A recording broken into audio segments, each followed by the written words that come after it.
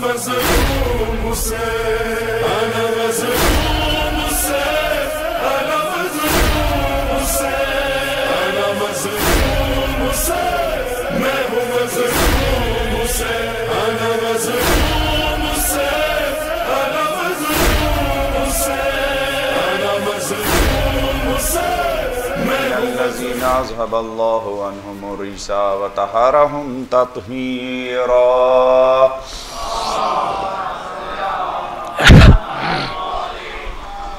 ولعنة الدائمة على أعدائهم أجمعين من الآن إلى قيام يوم الدين أما بعد فقد قال أمير المؤمنين أين إخواني الذين رقبوا الطريق ومزوا على الحق أين عمار ابن تيهان وأين ذو الشهادتين وأين نظراؤهم الذين تعاقدوا على المنية وأبرد برؤوسهم إلى الفجر رب اشرح لي صدري ويسر لي أمري واحلل عقدة من لساني يفقهوا قولي.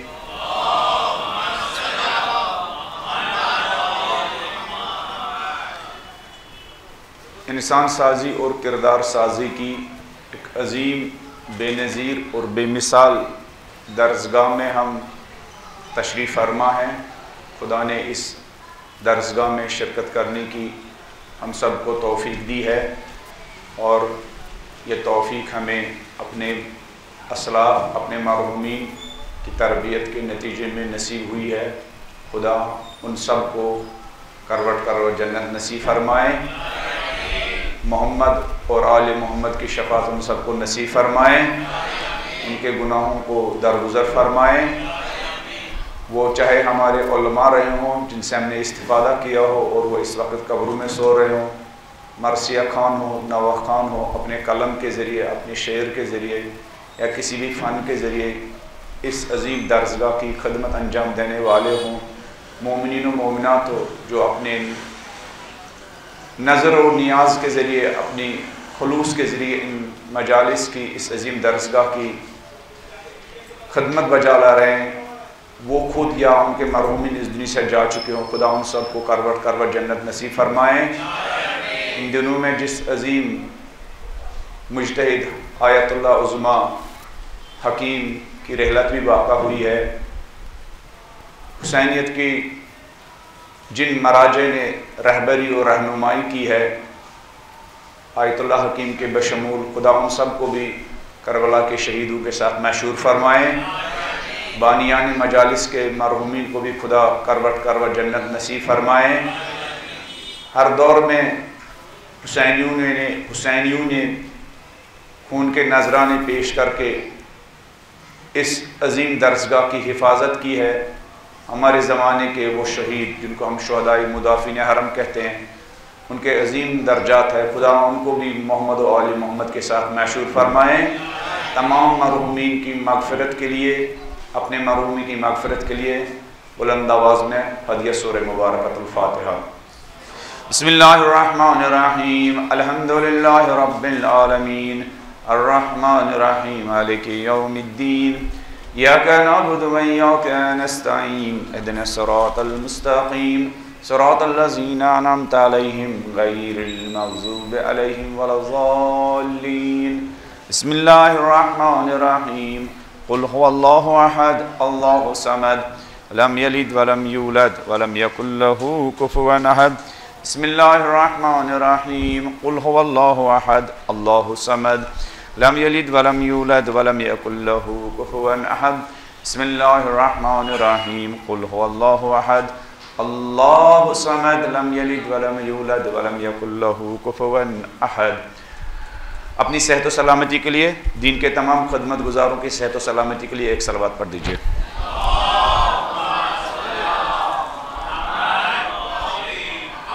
अजीम इंसानों की ज़ुबान से कोई कलाम सुने, अजीम इंसानों का इंसान कलाम पढ़े, अजीम इंसानों की कोई तहरीर पढ़े, तो उसका इंसान की अज़मत पर असर होता है। इंसान की वैल्यू अगर देखना हो, ये देखना हो कि ये इंसान किस किस्म का इंसान है, तो एक मेयार ये है कि ये देखना चाहिए ये किसको सुनता है और किसको क्या पढ़ता है।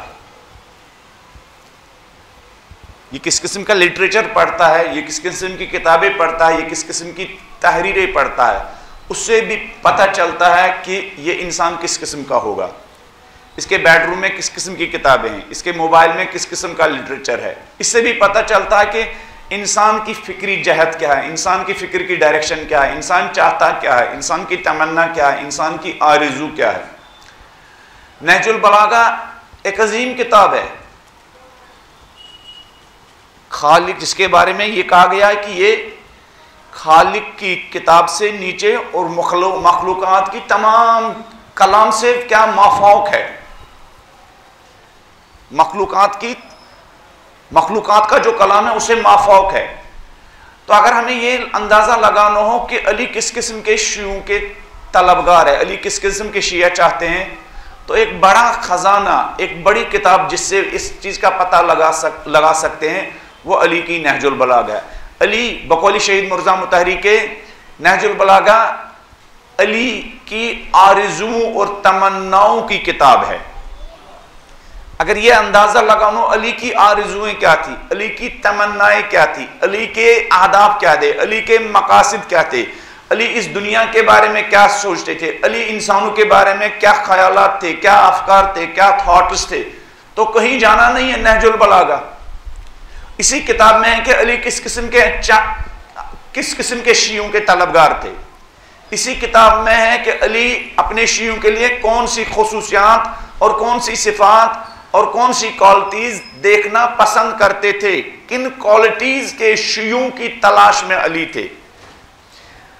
तो लेटर नंबर खुतबा नंबर 180 या खुतबा नंबर 182, इस पर हमारी गुफ्तगू है कि जिसमें मौला फरमाते हैं, आइना इख्वानी अल्लज़ीना, जंग सिफीन से जब मौला वापस पलट रहे थे।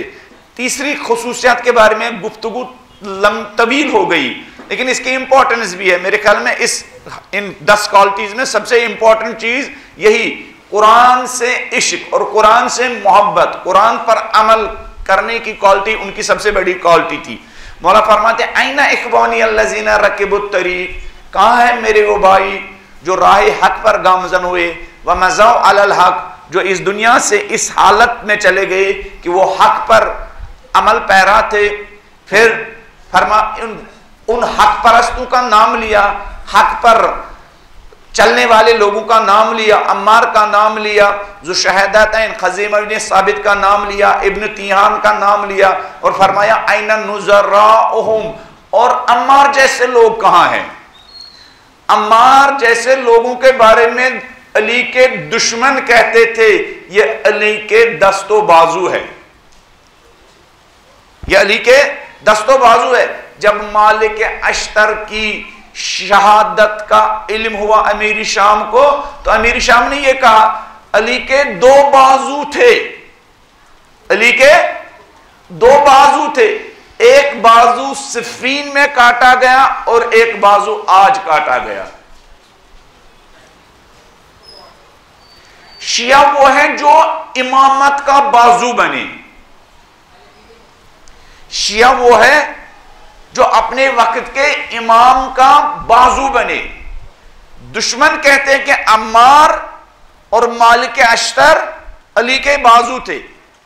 ऐसे लोगों को मौला याद करते हैं, वह ऐना नुज़राउहुम, इन जैसे लोग कहां हैं, अम्मार जैसे लोग कहां हैं। वो अम्मार जैसे लोग कौन थे, मालिक अश्तर थे। वो अम्मार जैसे लोग कौन थे, वो मीसम में तम्मार थे। वो अम्मार जैसे लोग कौन थे, सलमान और अबू ज़र थे। फिर 12 क्वालिटी मौला ने इन अपने साथियों की, अपने अंसार की गिनी। उन्हीं में से एक क्वालिटी ये थी कि अल्लज़ीना तलव कुरान, जिन्होंने कुरान की तिलावत की, फ़अहकमू, और कुरान की तिलावत का हक अदा किया। जिन्होंने कुरान की तिलावत की और सरसरी नहीं, तबर्रुक के तौर पर नहीं, बल्कि कुरान जिस मकसद के लिए नाजिल हुआ है वो मकसद उन्होंने समझा है। ये कुरान की आयतें जिस मकसद के लिए नाजिल हुई है वो मकसद उन्होंने समझा है। कुरान इंसान से जो चाहता है वो उन्होंने अंजाम दिया है। जैसा मौला फरमाते हैं, बहुत अजीम क्वालिटी है ये, मौला फरमाते हैं तलवुल करो कुरान फ़अहकमू, जिन्होंने कुरान की तिलावत का हक अदा किया। यहां मुराद ये नहीं है कि कुरान की तिलावत का हक ये है कि उन्होंने लहन के साथ तिलावत का हक अदा किया, वो तो अरब थे, उन्होंने तो वो हक अदा ही किया होगा।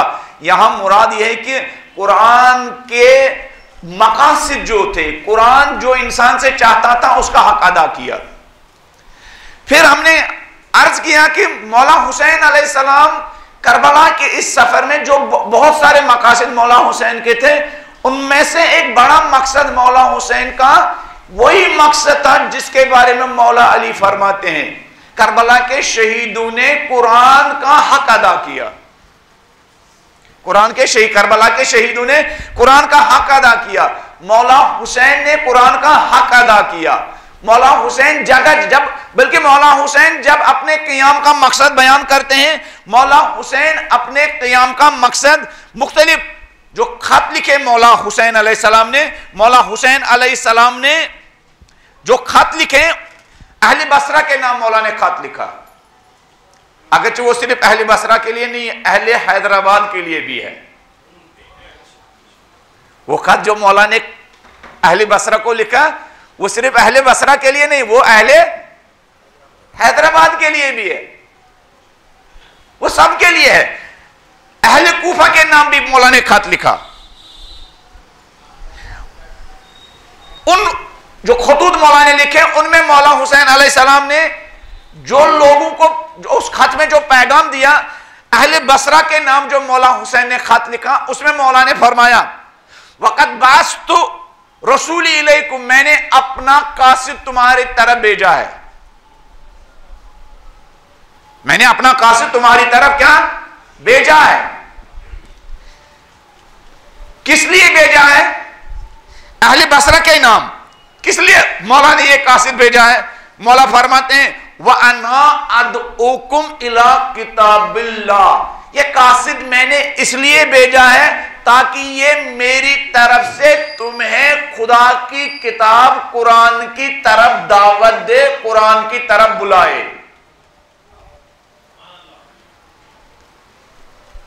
और ये हमारी मजलिसें, हमारी ये आजादारी, ये भी एक दावत है। किसकी तरफ? किसकी तरफ दावत है? उसी चीज की तरफ दावत है जिसकी तरफ मौला हुसैन अलैहिस्सलाम ने 4 महीने तक मक्के वालों को, मदीने वालों को, बसरा वालों को, कूफा वालों को, लश्कर उमर साद को, लश्कर इब्न ज़ाद को जिस किताब की तरफ दावत दी, हमारी ये आजादारी उसी चीज की तरफ दावत है। शहीद मिर्जा मुतरी एक जगह लिखते हैं कि लोग अगर हमसे सवाल करें, आप हर साल ये जुलूस, ये मातम, ये बैनर, ये शोर, ये किस लिए करते हैं? शहीद मिर्जा मुतरी कहते हैं, दुनिया वालों, ये जो हम मजलिसें मुनाकिद करते हैं, दुनिया वालों, ये जो हम सीना पीटते हैं, दुनिया वालों, ये जो हम जुलूस निकालते हैं, दुनिया वालों, ये जो हम हर जगह सियाह परचम बुलंद करते हैं, हम चाहते हैं कि मौला हुसैन की वो दावत खामोश न होने पाए। कौन दावत? वाना अदउकुम इला किताबिल्लाह, ए अहले बसरा, मैंने कासिद भेजा है तुम्हारी तरफ। इसका कासिद किस लिए भेजा है? अपने फायदे के लिए नहीं। वाना अदउकुम इला किताबिल्लाह, मेरी दावत किताब खुदा की तरफ आने, सब लोग आ जाओ किताब खुदा की तरफ। अहले बसरा के नाम। फिर अहले कूफा के नाम मौला हुसैन अलैहिस्सलाम ने, उसमें और भी चीजें हैं, मैंने सिर्फ ये आपके खिदमत में अर्ज किया। अहले कूफा के नाम जो मौला हुसैन ने खत लिखा, वो भी कूफा वालों के नाम नहीं है, वो हर इंसान के नाम मौला हुसैन ने खत लिखा। इसमें मौला फरमाते हैं, फला उम्री, अपनी जान की कसम, मल इमाम, इमाम वो नहीं है मगर इल्लल आमिलु बिल किताब, इमाम वही बन सकता है जो, इमाम कौन बन सकता है? मौला फरमाते हैं, मल इमाम, इमाम वही बन सकता है कौन? अल आमिल बिल किताब, जो किताबे खुदा पर अमल करने वाला हो। इमाम कौन बन सकता है? जो किताबे खुदा पर अमल करने वाला हो। तो इमाम भी किताबे खुदा पर अमल करने वाला हो, और इमाम का पैरोकार भी वही है जो किताबे खुदा पर अमल करने वाला। इमाम के बड़े मकासद में एक मकसद यह होता है कुरान को जिंदा करना, कुरान की तालीमात को जिंदा करना। इशारा करेंगे हम, लिहाजा मौला अली अलैहिस्सलाम फरमाते हैं खुतबा नंबर 180 में या खुतबा नंबर 182 में, चूंकि अलग अलग है, जीशान साहब की नहजुल बलागा खोलेंगे आपको ये खुतबा 180 नंबर की सूरत में मिलेगा। अगर आप मुफ्ती जाफर साहब की नहजुल बलागा खोलेंगे, मैंने खुद नहीं खोली, मैंने खुद जीशान साहब की खोली है, लेकिन मेरे दोस्तों ने कहा कि नहीं, जब हमने रेफरेंस चेक की तो वहां मुफ्ती जाफर साहब के यहाँ 180 नंबर था। तो नहजुल बलागा में जो मौला ने अपने साथियों की, जिन साथियों की याद में मौला ने आंसू बहाए, जिन साथियों की याद में मौला ने तूलानी देर तक गिरिया किया, क्यों? उनकी क्वालिटीज देखकर। वो उन्हीं क्वालिटीज के बारे में मौला हुसैन अलैहिस्सलाम अपने क़ियाम का मकसद बयान कर रहे हैं। मौला फरमाते अहले कूफा के नाम, ये तो बसरा के नाम जो खत लिखा, अहले बसरा के नाम, कूफा के नाम जो खत लिखा है उसमें फरमाया फला अमरी मल इमाम इल्लल आमिल बिल किताब, मेरी जान की कसम, मेरी जिंदगी की कसम, मेरी सांसों की कसम, इमाम वही है जो किताबे खुदा पर अमल करने वाला हो। इन्हें जिस इंसान को पेशवाई करनी है वो कौन होना चाहिए?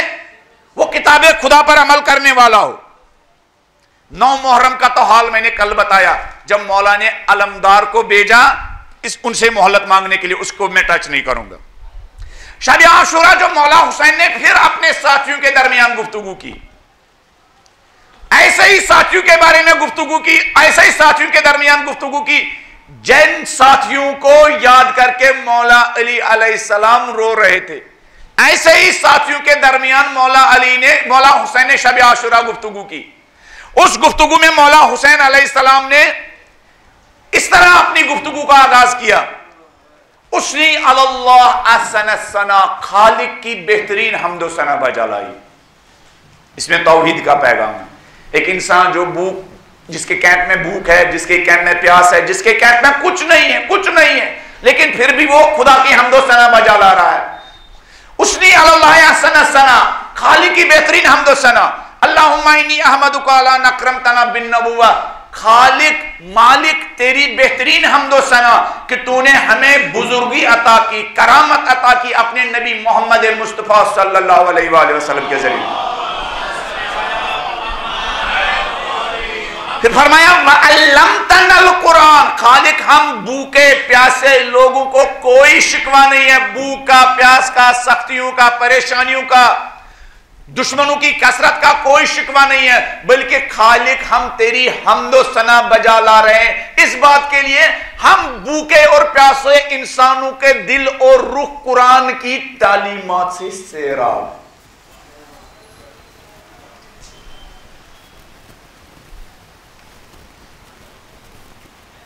माबूद, ये शब आशूरा मौला हुसैन अलैहिस्सलाम की अंधेरी रात में अपने प्यासे लश्कर के मुकाबले में, अपने प्यासे बच्चों के दरमियान मौला हुसैन की गुफ्तगू, खालिक की हम्दो सना बजा ला रहे। किस बात के लिए? उसी कुरान के लिए हम्दो सना बजा ला रहे हैं जिस कुरान के बारे में मौला ने कहा, अपने साथियों की तीसरी क्वालिटी बयान की, अल्लज़ीना तलावुल कुरान फअहकमू, जिन्होंने कुरान की तिलावत की और कुरान की तिलावत का हक अदा किया। फिर मौला हुसैन मैदान करबला में शब आशूरा मौला हुसैन की गुफ्तगू, माबू तेरी हम्दो सना बजा लाते हैं कि हम प्यासे लोग हैं, हम भूखे लोग हैं, हम सख्तियों में गिरे हुए लोग हैं, लेकिन इस बात के लिए तेरी हम्दो सना बजा ला रहे हैं, कुरान की तालीमात से, कुरान की मारिफत से हमारे दिल लबरेज है। रोजा आशूरा की गुफ्तगू के बारे में भी मैं आपके सामने बात नहीं करूंगा। रोजा आशूरा भी मौला हुसैन अलैहिस्सलाम जब अकेले रह गए, फिर जब जा रहे थे, फिर कुछ चीजों का नाम लेकर मौला हुसैन अलैहिस्सलाम जिक्र कर रहे थे, फक्र कर रहे थे, उसमें भी कुरान का जिक्र किया। मौला हुसैन अलैहिस्सलाम, बुलंद आवाज में हुसैन अलैहिस्सलाम की शान में एक सलवात पढ़ दीजिए।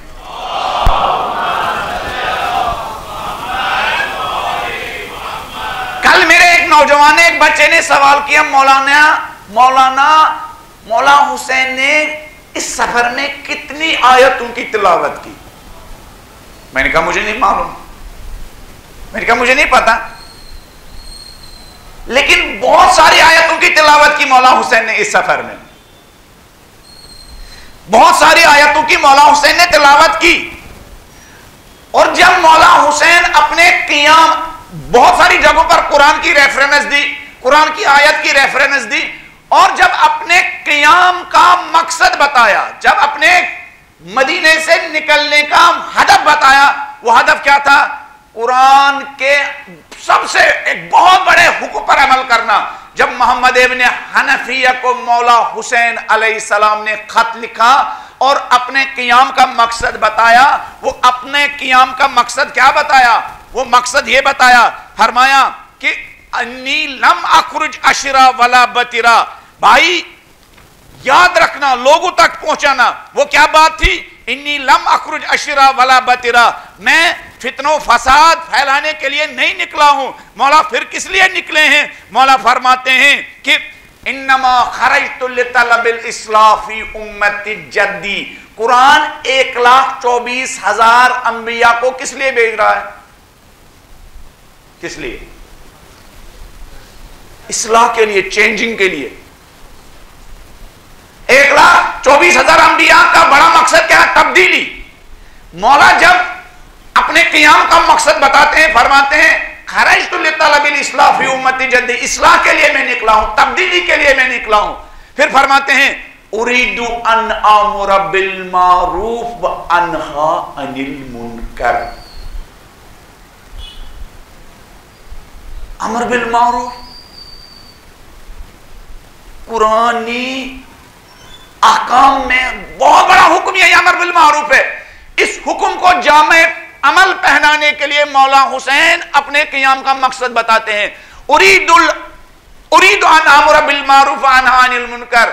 मैं घर से इसलिए निकला हूं, मैं बीवी बच्चों को और साथियों को इसलिए छोड़ के उनके साथ लेके निकल रहा हूं, मदीने को इसलिए छोड़ के जा रहा हूं, मक्के से इसलिए निकल रहा हूं, सहराए करबला में इसलिए जा रहा हूं। उरीदु अन आमुरा बिल मारूफ व अनहा अनिल मुनकर, मैं अमर बिल मारूफ व नही अनिल मुनकर करना चाहता हूं। शहीद मुर्तजा मुतरी कहते हैं, अगर लोग हमसे पूछे भाई इन मजलिसों का मकसद क्या, कहते हैं शहीद कहते हैं हम चाहते हैं कि मौला हुसैन अलैहिस्सलाम जिस अमर बिल मारूफ को जिंदा करने के लिए निकले थे, हम नहीं चाहते हैं हमारे माशरे में, हमारी बस्तियों में, हमारे घरों में अमर बिल मारूफ का एहसास खत्म हो जाए।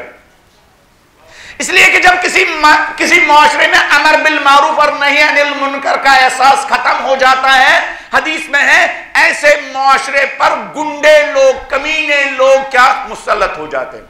फिर मौला फरमाते हैं अगर ऐसे लोग फिर सुबह शाम दुआएं करते रहेंगे, खुदाया हमें इन जालिमों के शर से नजात दे, ऐसे लोगों को नजात नहीं मिलेगी। तो लिहाजा मौला हुसैन कुरानी तालीमात को नई जिंदगी देने के लिए, कुरानी तालीमात को जिंदा करने के लिए अपने घर से निकले, मदीने से निकले, इतनी सारी सख्तियां बर्दाश्त की। फिर इसी सफर में मौला हुसैन अपने क़ियाम का मकसद बताते हैं, किस लिए निकला हूं। मौला एक जगह फरमाते हैं अपने साथियों के दरमियान, मन काना बाजिलन फीना नफ्सा फल यरहल माना, जो दीन के लिए, दीन की गुर्बत को दूर करने के लिए, अपनी गरीबुल वतनी बर्दाश्त करने के लिए जो तैयार है वो हमारे साथ निकले। गौर नहीं किया आपने? जो दीन की गुर्बत को खत्म करने के लिए खुद गरीबुल वतन हो जाना चाहता है वो हमारे साथ निकले। मौला फरमाते हैं मन काना बाजिलन फीना नफ्सु फल यरहल माना, दीन के लिए हिजरत, दीन को नई जिंदगी देने के लिए हिजरत।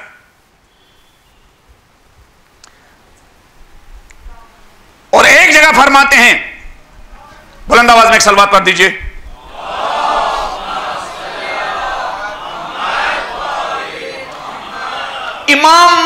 इमामत को नई जिंदगी देने के लिए, इमामत का निजाम कायम करने के लिए, इमामत का निजाम कायम करने के लिए एक जगह इमाम यौमन नदउ कुल्ला उनासिन बिइमामिहिम, एक साहब ने मंजिल सालबिया पर इस आयत की तिलावत की। तो यहां पर मौला हुसैन अलैहिस्सलाम ने फरमाया इमामुन दा इलल हुदा फाजाबू इलै व इमामुन दा इला जलाला फाजाबू इलैहा। एक हिदायत के इमाम ने दावत दी, पुकारा, कुछ लोगों ने उस हिदायत के इमाम को लब्बैक कही, और एक जगह गुमराही के इमाम ने दावत दी, कुछ लोगों ने उस गुमराही के इमाम को पुकारा और उस पर लब्बैक की। फिर इमाम फरमाते हैं हाउलाई फिल जन्ना व हाउलाई फिन नार। हिदायत के इमाम की आवाज पर लब्बैक कहने वाले जन्नत में जाएंगे और गुमराही के इमाम की लब्बैक कहने वाले जहन्नम में चले जाएंगे। फिर फरमाते हैं मौला वहुवा कौलहु ताला फरीकुन फिल जन्ना व फरीकुन फिस सईर। और ये कैसे इमाम कह रहे हैं? क्योंकि खुदा ऐलान कर रहा है कुरान में, कुछ लोग जहन्नम में जाएंगे और कुछ लोग जन्नत में जाएंगे। इमाम में हिदायत के इमाम की पैरवी करने वाले जन्नत में जाएंगे और गुमराही के इमाम की पैरवी करने वाले जहन्नम में जाएंगे। इमामत के निजाम की तरफ दावत देने के लिए मौला हुसैन अलैहिस्सलाम करबला में निकले थे, सफर के लिए निकले थे। वो जो मौला अली अलैहिस्सलाम फरमाते कहां हैं वो लोग जिन्होंने कुरान की तिलावत की और कुरान का हक अदा किया, कुरान की तिलावत का हक अदा किया। वो हक अदा करने वाले कौन थे? वो हुसैन थे और हुसैन के साथी थे। वो कुरान की तिलावत का हक अदा करने वाले कौन थे? वो हक अदा करने वाले वही थे जिनके फिराक में मौला अली अलैहिस्सलाम रो रहे थे। कल तक हमने तफसील के साथ कुरान की अहमियत के बारे में, कुरान की तिलावत का इंसानी जिंदगी पर असर, इसके बारे में हमने गुफ्तगू की। कुरान कैसे हमारी जिंदगी, हमारे दिल पर उतर सकता है, इस पर हमारे गुफ्तगू की। हमारी जिंदगियों में, हमारी खानदानी और फैमिली जिंदगी में, सोशल लाइफ में, इज्तिमाई जिंदगी में कुरान का रोल क्या है, इस पर हमने गुफ्तगू की। इस 4G और 5G जमाने में कुरान हमारी जिंदगी की कौन सा खला, कौन सी कमी पूरी कर सकता है, उसके बारे में हमने गुफ्तगू की। अब आज मैं आपके सामने एक नमूना बताऊंगा कि आया हम आज इस दौर में कुरानी मुआशरा और कुरानी सोसाइटी तश्कील दे सकते या नहीं। आज हमारे इस दौर में कुरान हमारे कहीं काम आ सकते या नहीं। हैदराबाद के लिए ये कहीं काम आ सकते या नहीं। कॉलेज के नौजवानों के लिए ये कहीं काम आ सकते या नहीं। जब इस हर तरफ नफसा नफसी का आलम है, कुरान हमारे कहीं काम आ सकता है या नहीं। और कुरान की तिलावत का हक कैसे अदा किया जा सकता है, कुरान के गोल्स, कुरान के अहदाफ, कुरान के मकासिद को कैसे जामे अमल पहनाया जा सकता है। एक एग्जांपल देता हूं, एक जमाने आज से 100-150 साल पहले की, उम्मीद आप गौर से सुनेंगे कि कुरान पर अमल करने वाला एक गिरोह, बड़ा गिरोह नहीं, कुरान पर अमल करने के लिए अगर एक छोटा ही ग्रुप होना, कुरान की तालीमात में इतनी ताकत है। कुरान कहता है कम मिन फ़ियतिन कलीला गलबत फ़ियतन कलीला। कुरान का ऐलान है कितने छोटे ग्रुप है जो अपनी क्वालिटी की वजह से बड़े जमात और बड़े ग्रुप पर क्या गालिब आ जाते हैं। वो ताकत जो एक छोटी जमात को बड़ी जमात पर गलबा दे सकती है, कुदरत दे सकती है, सल्तनत दे सकती है, ऐसा गिरोह सिर्फ कुरान के और अहले बैत अलैहिस्सलाम के तालीमात के साए में परवान चढ़ सकता है। आज से 150 साल पहले नाम सुना होगा आपने जमालुद्दीन असद आबादी का। असद आबाद ईरान में भी है, असद आबाद अफगानिस्तान में भी है, लिहाजा ईरानी कहते हैं जमालुद्दीन असद आबादी ईरानी है, अफगानी कहते हैं जमालुद्दीन असद आबादी क्या है, अफगानी है। जब क्वालिटी के लोग होते हैं ना तो उनको सब लोग अपना मानने के लिए तैयार होते हैं, है ना। बुरे क्वालिटी के लोगों को अपने भी क्या भगाते हैं, दूर भगाते हैं। 150 साल पहले जमालुद्दीन असद आबादी की बुलंद आवाज में एक सलवात पढ़ दीजिए।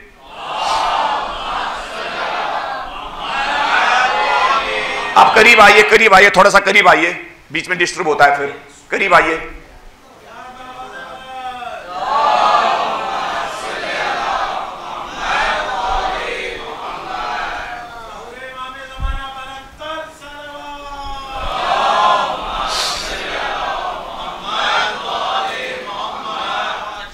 पता है ये दूसरी मजलिस है, आप लोग थके हुए हैं, अलबत्ते यहां दूसरी मजलिस है, हो सकता है आपकी ये चौथी पांचवी मजलिस हो, है ना, है ना। 150 साल पहले की बात है, जमालुद्दीन असद आबादी, उनकी डिटेल में नहीं जाऊंगा, इस्तेमार के खिलाफ जिन लोगों ने आवाज बुलंद की आलमी इस्लाम में, उनमें से एक बड़ा फेस, बड़ा चेहरा 150 साल पहले जमालुद्दीन असद आबादी थे। पूरी दुनिया में उन्होंने बेदारी के लिए सफर किए, लोगों को जगाने के लिए, लोगों को जगाने के लिए इंडिया भी आए, यूरोप की भी गए, यूरोप से एक न्यूज़पेपर निकालते थे अल उर्वतुल वुस्का। अल उर्वतुल वुस्का के नाम, ये तो अब बहुत सारों के लिए आशना है, कुछ लोग ये नाम सुनकर उनको सुकून मिलता है, कुछ लोग ये नाम सुनकर उनको क्या जलन होती है ना। अल उर्वतुल वुस्का के नाम पर यूरोप से जमालुद्दीन असद आबादी ने मुसलमानों को बेदार करने के लिए एक अखबार शुरू किया जिसका नाम था अल उर्वतुल वुस्का, मजबूत सहारा, मजबूत सहारा। अली का मानने वाला अगर अपने लिए सहारा ढूंढेगा तो वो सहारा क्या होना चाहिए? मजबूत सहारा होना चाहिए। ऐसा मजबूत सहारा होना चाहिए। इस दौर में मरजइयत और रहबरियत स्ट्रॉन्ग और मजबूत सहारा है।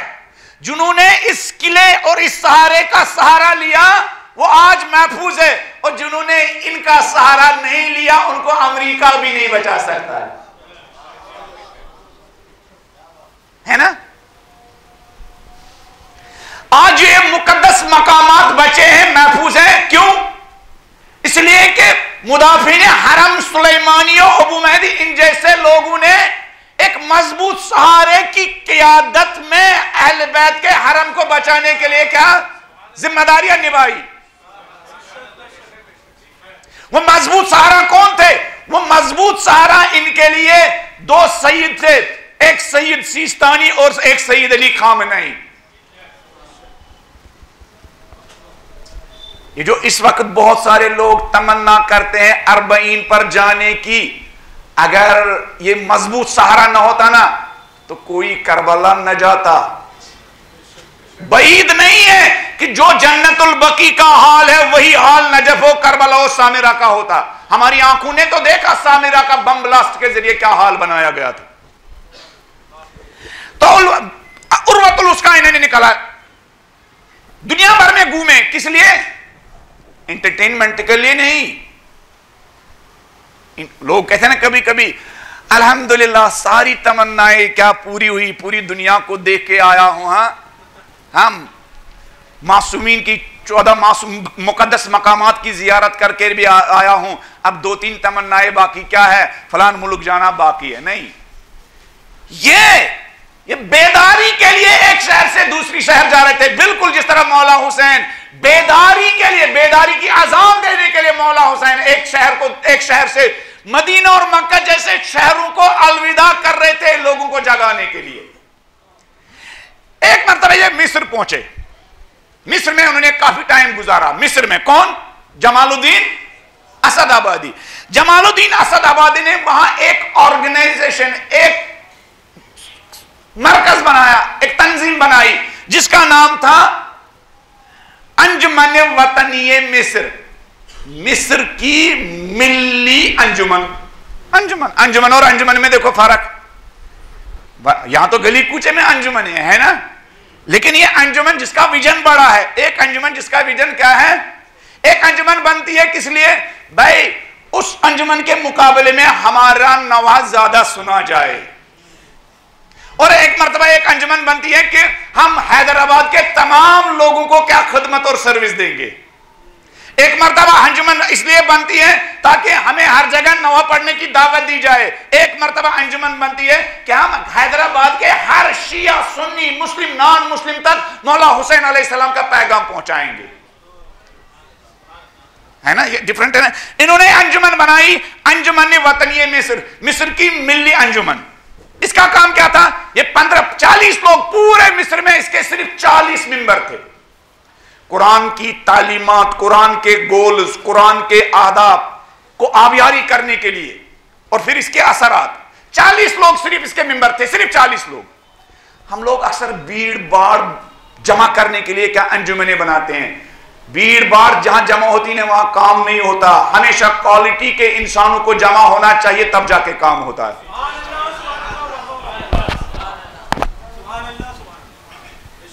भीड़ भाड़ का नाम आजाद शिया किसका नाम है? शिया क्वालिटी की जमात का नाम है। शिया भीड़ भाड़ का नाम नहीं है, शिया क्वालिटी की जमात का नाम है। इतनी क्वालिटी की जो जमाने के सुपर पावर को भी घुटने टेकने के लिए मजबूर करे। मैंने पहले ही कहा, यह नजरिया, यह बात करबलाई बात नहीं है। कोई ये कहे कि दुश्मन और जालिम और मुखालिफ हमारे मुकद्दसात की तौहीन कर रहे हैं और हम उनसे कहे कि भाई माफ करो, हमारे मुकद्दसात की तौहीन मत करो, वरना हम अपने मुकद्दसात की क्या हिफाजत करना छोड़ेंगे, हम माइलिस पढ़ना छोड़ेंगे। नहीं नहीं, शिया क्वालिटी की जिंदगी बसर करता है, जो मुखालिफों को अपनी मंतिक, अपनी लॉजिक क्या के जरिए, क्या हिम्मत के जरिए झुकाता है। झुकाया सुलेमानी ने, झुकाया अबू महदी ने, झुकाया मरजियत ने, झुकाया रहबरियत ने, झुकाया। कल करबला के प्यासू ने 30,000 लश्कर को झुकाया। आज एक ऐसी कंट्री जिसके चारों तरफ सैंक्शंस लगी हुई है, उन्होंने सारे सुपर पावर उसको अपने पैरों के तले झुकाया। कल के यजीदियों ने पानी रोका है, आज के यजीदियों ने अपने सैंक्शंस और पाबंदी के जरिए अली के मानने वालों की बुनियादी जरूरतों को रोका है। मेडिसिन भी नहीं देते, लेकिन उन्होंने मेहनत की, कहा तुम नहीं भेजोगे, हमारे साइंटिस्ट खुद ही बाबरकत वैक्सीन बनाएंगे, है ना। और फिर उस अली के उस गुलाम सैयद अली ने पहले अपने इसमें बाजू में वो वैक्सीन लगा के ऐलान किया, अली का मानने वाला दुश्मनों से भीख नहीं मांगता है, अली का मानने वाला अपनी इल्मी सलाहियतों का इस तरह ऐलान करता है।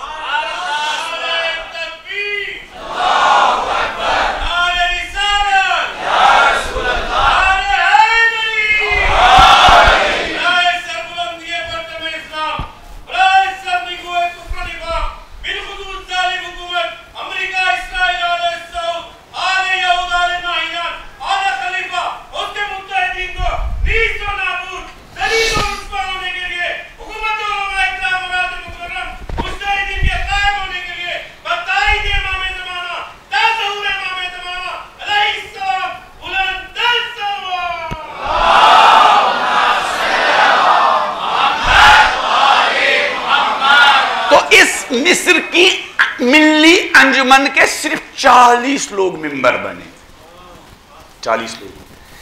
15 दिन के बाद मीटिंग, पहले दूसरी मीटिंग हुई उसकी, तो जमालुद्दीन असदाबादी ने एक पुरदर्द तकरीर की। इतनी पुरदर्द तकरीर की, ये 40 लोगों में अक्सर रो रहे थे और कुछ लोग बेहोश हो गए। तकरीर किस मौजू पर थी कि हमारे दरमियान ही हमारी किताब कुरान किस कदर गरीब है। कहा कुरान, हमने जो कुरान का हाल बनाया, जमालुद्दीन असदाबादी ने कहा, हमने जो कुरान का हाल बनाया, हमारे दुश्मन इससे बुरा हाल कुरान का नहीं बना सकते थे। जो हमने कुरान का हाल बनाया, कुरान के खिलाफ साजिशें करने वाले, कुरान के मुखालिफ, कुरान के दुश्मन, मुसलमानों के दुश्मन इससे ज्यादा बुरा हाल नहीं बना सकते थे जो हमने बुरा हाल बनाया। किसका? कुरान का। तो उनकी ये पुरदर्द, पुरतासीर तकरीर सुनकर बहुत सारे लोग बेहोश हो गए, सब लोग रो रहे थे। जब होश आया तो इन 40 लोगों ने 17 पॉइंट या 17 मवाद पर मुश्तमिल अपना एक क्या बनाया, उसूल बनाया, दस्तूर बनाया। गौर से सुन रहे ना आप? गौर से सुन रहे ना आप?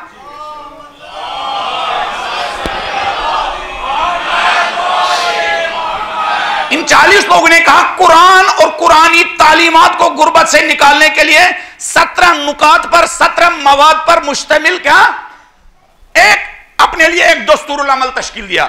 उस दस्तूर अमल में एक पहला दस्तूर यह था, इन 40 लोगों ने अहद किया, पहला दस्तूर यह था कि हम 24 घंटे में अहद करते हैं 24 घंटे में एक जुज कुरान की तिलावत किया करेंगे। कितना? 24 घंटे में। यानी इन्होंने जो अहद किया 24 घंटे में हम आधा घंटा कुरान को दिया करेंगे। आधे घंटे में इंसान एक जुज क्या पढ़ लेता है ना। अलबत्ता अगर 5G स्पीड रखे तो है ना, या किसी का सहारा ले तो, पता नहीं यहां सहारा लेते हैं नहीं, कश्मीर में सहारा लेते हैं। जब किसी के फाते की मजलिस होती है, कब्रिस्तान पर वो होती है, फिर लोगों को बुलाता है, भाई यहां से तुम पढ़ो, यहां से हम पढ़ेंगे, है ना। लेकिन व्हाट्सएप के मैसेज देखने के लिए आदमी क्या किसी का सहारा, खालिक का मैसेज देखने के लिए क्या, क्यों? ये हमारे लिए बाहरी पड़ता है, वो हमारे लिए बाहरी। अगर रात के अंधेरे में किसी, आज के हमारे बच्चे जो कहते हैं गर्लफ्रेंड बॉयफ्रेंड इस तरह का खाता आया हो, कोई तूलानी मैसेज आया हो, तो 4-4 मर्तबा आंख खोलकर ये लड़की और ये लड़का देखता है। तो इन्होंने पहला दस्तूर, पहला कानून यह बनाया कि हम 40 लोग अहद करते हैं 24 घंटे में एक जुज कुरान की तिलावत किया करेंगे।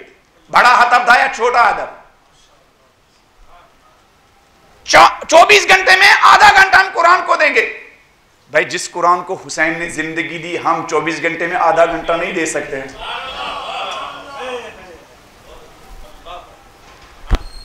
नहीं दे सकते। दूसरा दस्तूर क्या बनाया? यह जमालुद्दीन असफजाबादी की तकरीर के बाद यह तय हुआ। दूसरा दस्तूर यह कि हम पंजगाना नमाज बाजमात अदा किया करेंगे। पंजगाना नमाज क्या? बाजमात अदा किया करेंगे। तीसरा दस्तूर यह बनाया कि हम हर मिंबर किसी भी सूरत में अमर बिल मारूफ और नही अनिल मुनकर तर्क नहीं करेगा। हमने देखा नमाज का टाइम हो गया, हमारा जो कॉलेज का दोस्त है, मैं मस्जिद की तरफ जा रहा हूं और वो मैसेज देख रहा है, हम उसके पास जाएंगे, उसके साथ बात करेंगे। कितना अच्छा है अगर हम मोबाइल को बंद करके क्या खुदा के साथ बात करके अपने दिल के क्या इन दरवाजों को खोले। हाँ, तीसरा उसूल यह बनाया। चौथा यह उसूल बनाया कि हम गैर मुसलमानों को इस्लाम की दावत देंगे। दावत वही दे सकता है जिसको इस्लाम की दावत पहले हजम हुई हो, है ना। पांचवा उसूल यह बनाया कि हम क्रिश्चियन मुबल्लिगीन के साथ अखलाक, अदब और तहजीब और मंतिक के साथ बहस करेंगे। पांचवा उसूल यह बनाया कि हत्तल मकदूर हम मोहताज लोगों की मदद करेंगे। ये सारे कुरान के मकासिद है। ये जो सारे क्या है, ये सारी कुरान की बातें हैं। नमाज की तरफ दावत कुरान की दावत है, कुरान की तिलावत की दावत कुरान की दावत है, दूसरे लोगों को हक की तरफ दावत देना कुरान की दावत है। हत्तल मकदूर हम क्या मोहताज लोगों की मदद करेंगे। ये गौर से सुनिएगा। फिर मोहताज लोगों की मदद करेंगे। हत्तल मकदूर नेक कामों में ताउन करेंगे। अगर हमें पता चला कोई मोहताज है, हम कोशिश करेंगे बगैर इसके कि वो हमें मदद के लिए पुकारे, हम खुद जाकर उसकी मदद करेंगे। अपने रिश्तेदारों और हमसायों के साथ सिलाए रहम करेंगे। सिलाए रहम यानी ये मोबाइल उठाओ, अपनी बहन की खैरियत लो, बहन ठीक हो। सिलाए रहम यानी ऑफिस से ये फोन उठाओ, अपने अम्मी को, अपने बाबा को, अपने ग्रैंडफादर को, अपने दादा को फोन करें, अपने अंकल को फोन करें। सिलाए रहम यानी उनकी खैरियत पूछा, आप ठीक है, खा रहे पी रहे हैं, कोई मुश्किल तो नहीं है। सिलाए रहम। अब अगर इस टॉपिक पर गुफ्तगू की जाए ये अलग चीज है। अपने रिश्तेदारों की खबर लेंगे। 9वीं चीज बीमारों की इयादत करेंगे। इस्लाम और कुरान के आदाब में से कि बीमारों की इयादत की जाए। बीमार शायद दवा खाने से उतना उसको आराम और इफाका नहीं मिलता, जब 4 लोग 5 लोग उसकी इयादत के लिए जाता है, उसको क्या इफाका मिलता है ना। 9वां उसूल इन्होंने बनाया। किसने? मिस्र की मिल्ली अंजुमन ने, जिसके 40 मिलियन नहीं 40 लाख नहीं, 4000 नहीं, 400 नहीं, सिर्फ कितने मेंबर बने हैं? 40 मेंबर। फिर इन्होंने जो इस पर अमल किया, फिर अमल क्या हुआ वो भी हम आपकी खिदमत में अर्ज करेंगे। फिर कहा अगर हमें मस्जिद में, अगर हमें मजलिस में, उसमें मजलिस नहीं है लेकिन मैं बयान कर रहा हूं, अगर हमें मस्जिद में या मार्केट में या ऑफिस में अपना कोई मुसलमान दोस्त गैर हाजिर नजर आया, हम उसकी गैर हाजिरी की वजह जानेंगे। फलान आदमी मस्जिद में क्यों नहीं आया है, फलान आदमी आज ऑफिस क्यों नहीं है, फलान आदमी आज मजलिस में क्यों नहीं नजर आ रहा है। हम कोशिश करेंगे उसकी गैर हाजिरी और गैबत की और दूरी की क्या वजह मालूम करेंगे ताकि उसकी मुश्किल दूर कर सके। और 11वां हदफ जो इन्होंने बनाया, 11वां पॉइंट, 11वां मादा यह था, हज से, जियारत से, जायज सफर से लौटने वालों की क्या जियारत के लिए जाया करेंगे। कोई जियारत से लौटा, कोई हज से लौटा, कोई 4-5 साल दुबई में था, सऊदीया में था, ईरान में था, वापस लौटा, हमें इंफॉर्मेशन मिली, हम उसकी क्या खबर के लिए जाएंगे, जियारत के लिए जाएंगे। यह भी इस्लाम के अहदाफ में से कि मुसाफिर जब सफर से लौटे उसके पास क्या, इससे भी मोहब्बत बढ़ती है। डिटेल में नहीं जा सकता हूं। 12वां उसूल उन्होंने यह बनाया, हमारे ऊपर जो माली फराइज है, ज़कात है, हम वो माली जो हमारी गर्दन पर माली हक है वो हक अदा करने की कोशिश करेंगे। 13वां उसूल यह बनाया, इस्लाम और दीगर सादत बख्श कवानीन से नाआशना लोगों को उससे आशना करेंगे। नापसंद क्वालिटी जैसे तकब्बुर, खुदखाई, खुद पसंदी को अपने से दूर करेंगे, तकब्बुर को अपने से दूर करेंगे। तकब्बुर की वजह से इंसान बहुत सारे काम अंजाम नहीं दे पा रहा। दिल चाहता है कि फलान रिश्तेदार से मिलना अच्छी चीज है, लेकिन अंदर से शैतान कहता है अच्छा वो कभी हमारे घर आता हम जाएंगे। ईगो है ना, उसने कभी फोन किया हम फोन करेंगे, उसने हमारी अयादत के मौके पर हमारी अयादत के लिए वो थोड़ी आया हम जाएंगे। इन्होंने ये उसूल बनाया कि हम कोशिश करेंगे बीमारों की अयादत के लिए जाएंगे और नापसंद सिफात, तकब्बुर, खुदखाई अपने से दूर करेंगे। अपने मुसलमान भाइयों की गलतियों को, लग्जिशों को, खताओं को माफ करेंगे।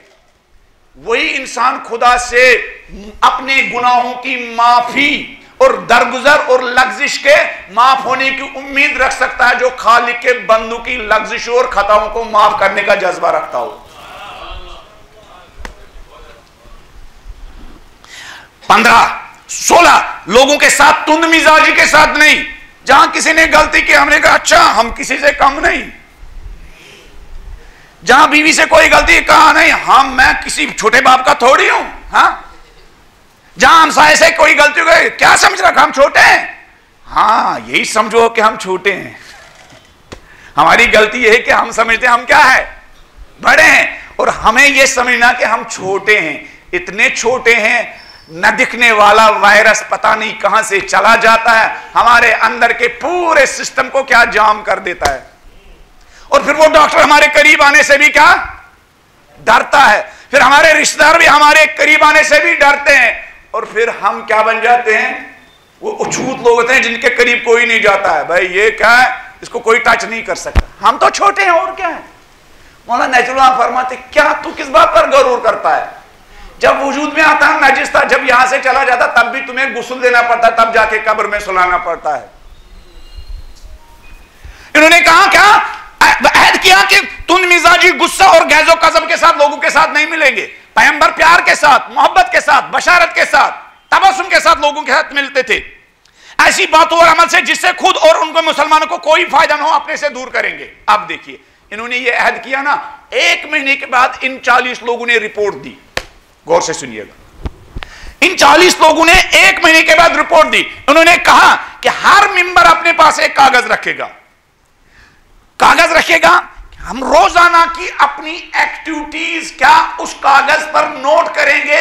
हमने ये जो 17 मवाद और 17 नुकात पर मुश्तमिल अपने लिए एक क्या बनाया, दस्तूरुल अमल बनाया है। हम चेक करेंगे कि रोजाना किसने किस चीज पर अमल किया और किस हद तक अमल किया है। इन्होंने तय किया अगर इन चीजों पर अमली जामा पहनाने के लिए हमें पैसों की जरूरत पड़ेगी, हम डोनर के पास नहीं जाएंगे, हम अपने घरों में गैर जरूरी कीमती चीजों को बेचकर अपना वो बजट पूरा करेंगे। बहुत सारी गैर जरूरी चीजें ना।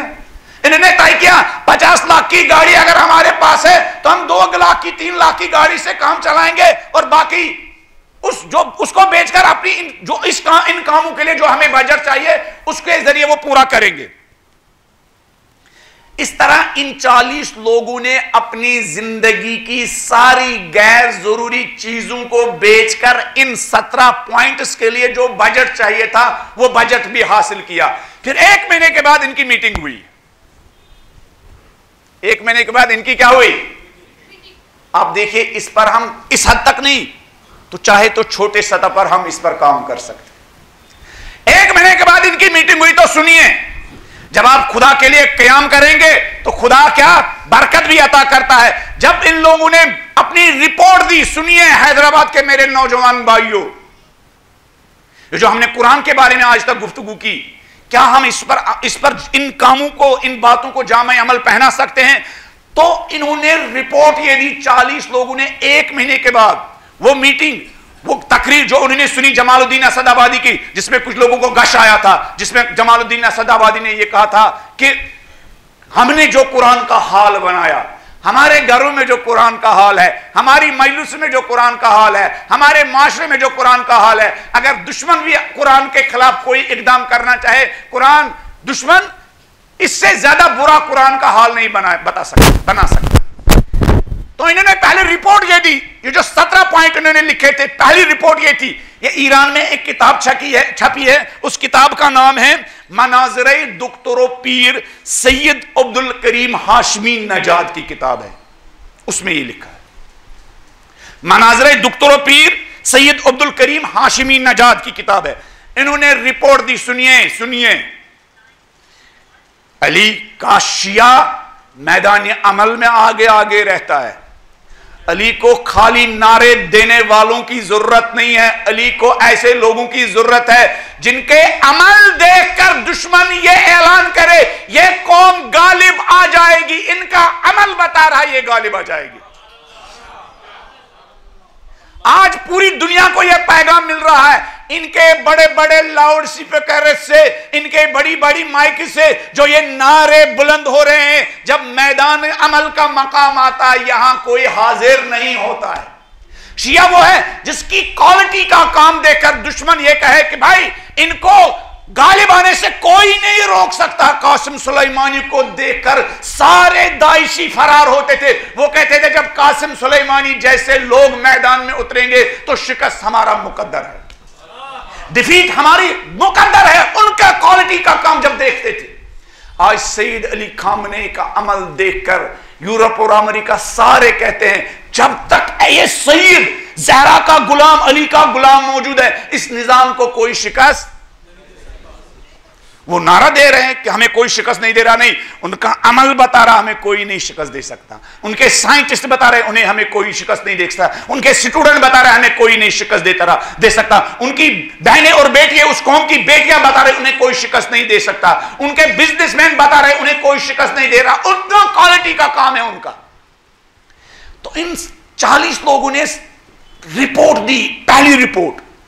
वो रिपोर्ट ये थी, सुनिए, ये मैं भी कर सकता हूं, ये आप भी कर सकते हैं। पहली रिपोर्ट ये थी, इन 40 लोगों ने 1 महीने में 1500 लोगों की 1 महीने में अयादत की थी। कितने लोगों की? कितने लोगों ने?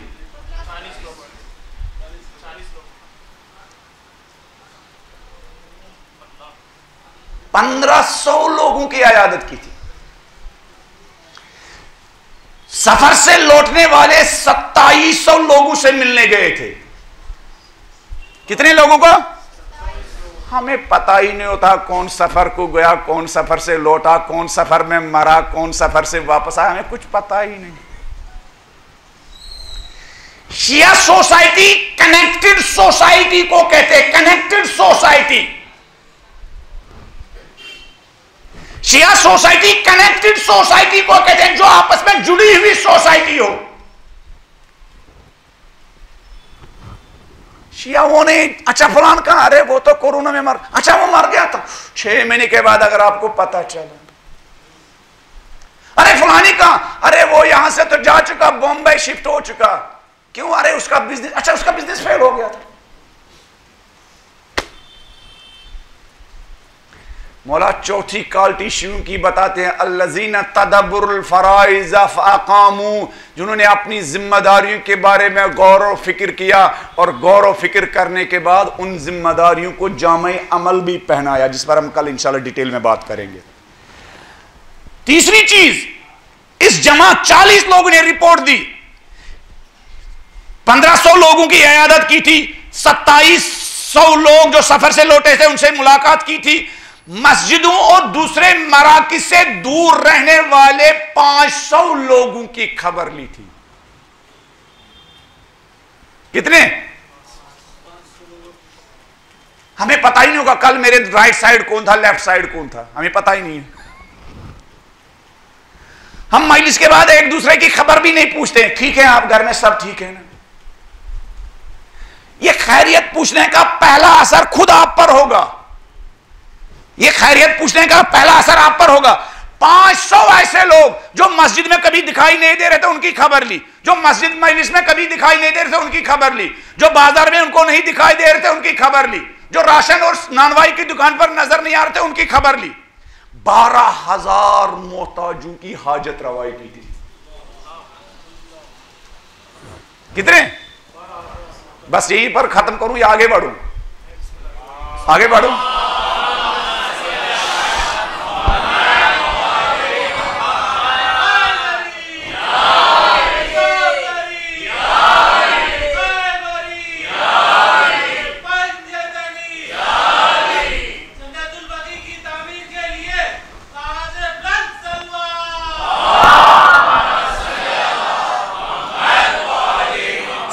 चीजें बताऊंगा, आगे बढ़ूंगा, बस टाइम खत्म हो गया।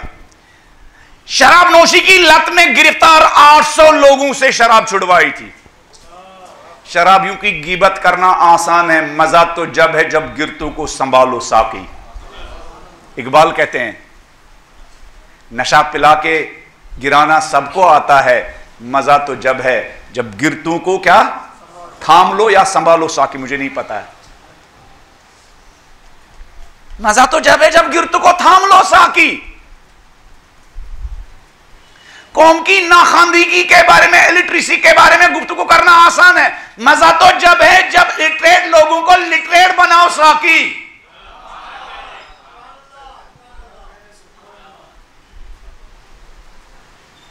मजा तो जब है जब लिटरेट नाखानदा लोगों को, बेदीने के बारे में गुफ्तगू करना आसान है, मजा तो जब है जब बेदीन लोगों को दीनदार बनाओ साकी। मजा तो जब है। 1300 बेनमाजियों को उन्होंने एक महीने में नमाजी बनाया इन 40 लोगों ने। आगे बढ़ूंगा। बदकारी और फाहशी में गिरफ्तार 400 औरतों को तौबा करवाई। 75 ऐसे लोग जिनका बिजनेस ठप पड़ गया था उनका काम शुरू करने के लिए उनकी क्या मदद की, उनको सरमाया दिया। हम क्या होते, अल्हम्दुलिल्लाह अल्हम्दुलिल्लाह फलान का बिजनेस क्या हो गया, हाँ मेरी दुआ कबूल हुई। पालने वाले कभी ये जो गिरा है कभी ये ऊपर न उठने पाए। हाँ पालने वाले ये गिरने जो गिरा है ना ये ऊपर न उठने पाए। मैं एक मजलिस क्या 10 मजलिस अय्याम आज़ाब में करूंगा, मगर पालने वाले ये कभी ये न उठने पाए। कभी तो इस नाम पर मजलिस करो, पालने वाले बहुत सारे लोगों का बिजनेस कोरोना में गिर गया है, उनका बिजनेस ठप हो गया।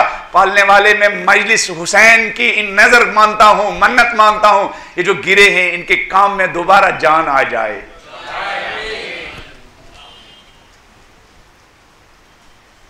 कहां है? 206 फकीरों को 1 साल का पूरा राशन इन 40 लोगों ने तकसीम किया था। और बजट कहां से आया था? तो हमने पहले ही बताया, उन्होंने अपनी जिंदगी में से वो कीमती, जिनको आप लग्जरी चीजें कहते हैं ना, वो बेच डाली थी। बहुत सारी चीजों का कोई फायदा नहीं है। अब 40,000 की क्या रखी है इंसान के क्या हाथ में, क्या फायदा? वो जो 40,000 की गाड़ी है वो 100 रुपए की गाड़ी दोनों टाइम बताती है, दोनों टाइम बताती है। उस 40,000 को अगर आप बेचेंगे, 1,000 की गेड़ी लेंगे, 39,000 से आप 39,000 लोगों का दिल जीत सकते हैं। और दिल जीतना क्या है? इकबाल कहते हैं दिल जीत लो, दिल जीतना हज्जे अकबर है हैदराबाद वालों, कि एक दिल 1000 काबे से अफजल है। दिल जीत लो, दिल जीतना हज्जे अकबर है कि एक दिल 1000 काबे से अफजल है।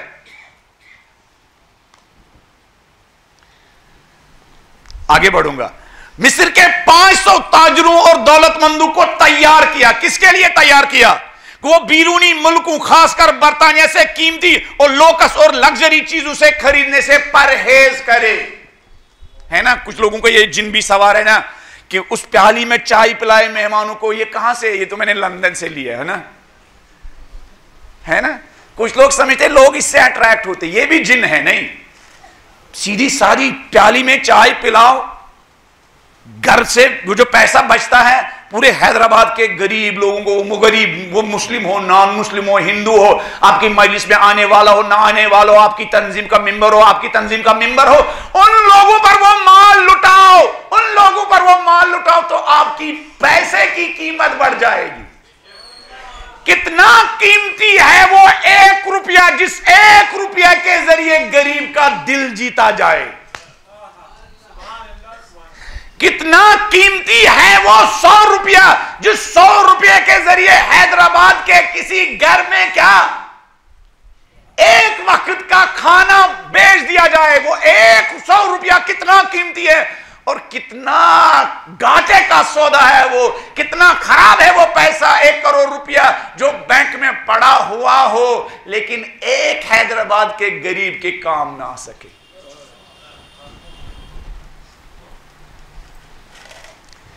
और भी कुछ बातें थी इस अंजुमन की। 40 लोगों ने अहद किया कि हम कुरान को गुर्बत से निकालेंगे, कुरान की तिलावत को भी गुर्बत से निकालेंगे। उन्होंने अहद किया कि हम महीने में हर रोजाना 1 कुरान को खत्म करने की, एक पारा, 1 जुज की तिलावत करने की कोशिश करेंगे। और बड़ी गुर्बत क्या है? कुरान की तालीमात की गुर्बत। कुरान कहता है लोगों पर एहसान करो, लोगों के साथ नेकी के साथ पेश आओ, लोगों की मुश्किलात अपनी मुश्किलात समझो, लोगों की सख्ती अपनी सख्ती समझो, लोगों की परेशानी अपनी परेशानी समझो, लोगों जिन मुसीबतों में गिरफ्तार है उस मुसीबत को अपनी मुसीबत समझो। कुरान दर्दमंद इंसानों, दर्दमंद मुसलमानों, दर्दमंद मोमिनों की तरबियत के लिए आया है। नहजुल बलागा दर्दमंद शियों की तरबियत के लिए आया है। नहजुल बलागा एक ऐसे शिये की तरबियत करना चाहता है जिस शिये के सीने में दर्द हो। अगर शिये के सीने में दर्द है तो ये चांद सितारे कीमत में दर्दमंद पहलू के मुकाबले में क्या कम कीमत के हैं? बकौल इकबाल के हैं, बकौल इकबाल के। फिर भी है माहे मुबीन, आसमान पर है माहे मुबीन, फिर भी है माहे मुबीन, तू और है मैं और हूं। दर्द जिस पहलू में उठता है वो पहलू और है। जिस पहलू में दर्द उठता है इंसानियत का, जिस पहलू में दर्द उठता है बशरियत का, जिस पहलू में दर्द उठता है इंसानियत का, जिस पहलू में दर्द उठता है कुरान का, जिस पहलू में दर्द उठता है अहले बैत का, जिस पहलू में दर्द उठता है अहले बैत की तालीमात का, जिस पहलू में दर्द उठता है गुमराह इंसान की गुमराही का, जिस पहलू में दर्द उठता है एक बीमार इंसान का, जिस पहलू में दर्द उठता है उस बेटी का जो शादी के लिए तैयार है लेकिन माँ बाप के पास पैसा नहीं है, जिस पहलू में दर्द उठता है उस स्टूडेंट का जिसके पास बुलंदी तक पहुंचने के लिए, अपना कैरियर बनाने के लिए जिसके पास पूरा टैलेंट है लेकिन टैलेंट पैसा न होने की वजह से वो टैलेंट जाया हो रहा है, जिस पहलू में वो टैलेंट बचाने के लिए, वो सलाहियतें बचाने के लिए, वो जवानियां बचाने के लिए दर्द उठता है। इकबाल कहते हैं फिर चांद की अजमत के मुकाबले में वो दर्दमंद पहलू ज्यादा कीमती है। और ये दर्द का सबक कहां से लेंगे हम? दर्द, कौन हमें दर्दमंद बना सकता है? अपना दर्द तो सबके पास होता है। कुरान का दर्द, इंसानियत का दर्द, बशरियत का दर्द। बशरियत का दर्द कैसे पैदा हो सकता है? अगर कुरान का दर्द पैदा करना है, अगर इंसानियत का दर्द पैदा करना है, अगर तड़पती हुई इंसानियत का दर्द पैदा करना है, तो करबला से बढ़कर कोई बारगाह नहीं मिल सकती। करबला बेदर्दों की दरसगाह नहीं है, करबला दर्दमंदों की दरसगाह है। हुसैन के साथ छोटा लश्कर था, लेकिन वो लश्कर दर्दमंदों का लश्कर था। उनको दुश्मनों की प्यास का भी दर्द था, उनको दुश्मनों की नजात का भी दर्द था, उनको दुश्मनों के हैवानों की प्यास का भी दर्द था। मंजिल शरा पर हुसैन अलैहिस्सलाम ने हजरत हुर के 1000 लश्कर को पानी पिलाया। उनको दुश्मनों के हैवानों का भी दर्द था। ज़हरा के हुसैन ने मंजिल शरा पर हुर के 1000 लश्कर के ऊंटों और घोड़ों के सुमू को भी पानी छिड़का। क्यों? हुसैन अलैहिस्सलाम के सीने में वो दर्द था कि हुसैन अलैहिस्सलाम से घोड़ों के टापों की गर्मी भी बर्दाश्त नहीं होती थी। अल्लाह अकबर! दर्दमंद इमाम, दर्दमंद इमाम। और ये दर्दमंद इमाम, इन हुसैन के सीने में उस लश्कर उमर साद का भी दर्द था। शब आशूर मौला हुसैन उमर साद के साथ भी बात कर रहे हैं। क्यों? हुसैन चाहते थे कि गुमराह इंसान इस गुमराही से निकले। शहीद मुर्जा मुतहरी कहते हैं हुसैन आखिरी दम तक इस कोशिश में थे, हुसैन आखिरी दम तक इस कोशिश में थे कि इस लश्कर को नजात दे। हुसैन के सीने में दर्द था कि मेरी मुखालफत करके, मुझे कत्ल करके ये लोग क्यों जहन्नम का ईंधन बना रहे हैं अपने आप को। लिहाजा हुसैन उनके सामने बार बार जाते थे उनको खुतबा देने के लिए। यहां तक कि हुसैन अलैहिस्सलाम दर्द दीन के लिए, दर्द कुरान के लिए घोड़ों के टापू के नीचे जब हुसैन पामाल हो रहे थे, जब एक मर्तबा अली की बेटी ज़ैनब ने देखा हुसैन के इम्तिहानात खत्म हो गए तो ज़ैनब के इम्तिहानात शुरू हो गए। ज़ैनब ने क्या देखा? ज़ैनब ने देखा वशुमरु जालिसन अला सदरे, जिस सीने पर नबी, जिस सीने को नबी गले से लगाते थे उस सीने पर शुमुर सवार और कुन खंदर से हुसैन अलैहिस्सलाम का सर तन से जुदा कर रहा है।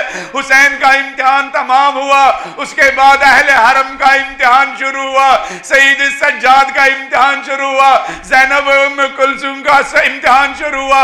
इमाम ज़ैनुल आबिदीन फरमाते हैं जब हमारा इम्तिहान शुरू हुआ है, एक ही रस्सी में 12 14 लोगों को रस्सी में बंधा गया था। इमाम फरमाते रस्सी के एक तरफ मैं होता था और एक तरफ मेरी फूफी ज़ैनब होती थी। आगे आगे शहीदों के सर होते थे, आगे आगे मेरे भाइयों के सर थे, आगे आगे मेरे बाबा हुसैन के सर थे।